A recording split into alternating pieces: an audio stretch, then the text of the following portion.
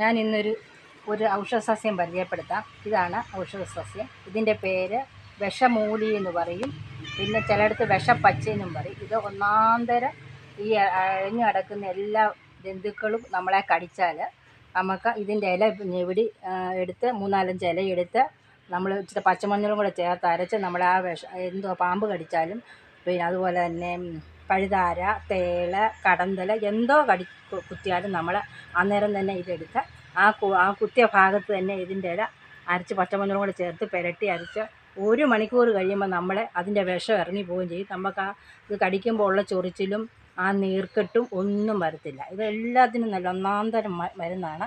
ഇതിങ്ങനെ ഒരു സൈസ് കുറ്റിച്ചെടിയാണ്. ഇതിങ്ങനെ ഇത് പടന്ന പോലെയാണ് നിൽക്കുന്നത്, പക്ഷേ പടന്ന് കയറത്തില്ല. കമ്പി ഇങ്ങനെ വള്ളി പോലെയാണ് നിൽക്കുന്നെങ്കിലും ഇത് പടന്ന് കയറുന്നതല്ല, ഒരനം കുറ്റിച്ചെടിയാണിത്. ഇത് ഒന്നാന്തരം ഒരു ഔഷധ സസ്യമാണ്. എല്ലാവർക്കും പറയാം, എല്ലായിടത്തും കാണും ഇതിൻ്റെ ഈ സസ്യം. ഒന്നാന്തരമാണ്. അതുപോലെ തന്നെ ചിലന്തി വിഷത്തിന് ഒന്നാന്തരമാണ്. ചിലന്തി കടിച്ച ഇതുപോലെ ഒരാൾ ചിലന്തി കടിച്ച് എൻ്റെ അടുത്ത് വന്നിട്ട് ഇങ്ങനെ പറഞ്ഞു, ചിലന്തി കടിച്ച് നിറച്ച് കുരുകുരാന്ന് വന്ന് കൊമള പോലെ വന്ന് പൊട്ടി അതിലിങ്ങനെ വെള്ളം എടുക്കുമായിരുന്നു. അന്നേരം ഞാൻ ഇതിൻ്റെ ഇല പറിച്ച് അവർക്ക് കൊണ്ട് കൊടുത്തേച്ച് പറഞ്ഞ് ഇങ്ങനെ പച്ചമഞ്ഞളും ചേർത്ത് അരച്ചിടാൻ പറഞ്ഞു. അവരത് 3 നേരം അരച്ചിട്ടതേ ഉള്ളൂ.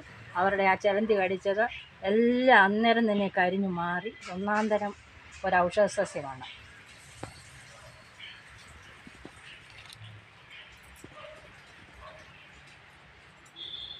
സസ്യമാണ് കച്ചോലം. നിന്നുണ്ടോ നമ്മുടെ വയറുവേദനയ്ക്ക്, കൊച്ചു പിള്ളേർക്ക് വയറുവേദനയൊക്കെ വരുമ്പോൾ നമ്മൾ ഇതിൻ്റെ കിഴങ്ങെടുത്ത്, ഇതിൻ്റെ കിഴങ്ങുണ്ട്, ഒരു വെളുത്ത കിഴങ്ങുണ്ട്, ആ കിഴങ്ങെടുത്ത് ഉരച്ച് കൊടുക്കും.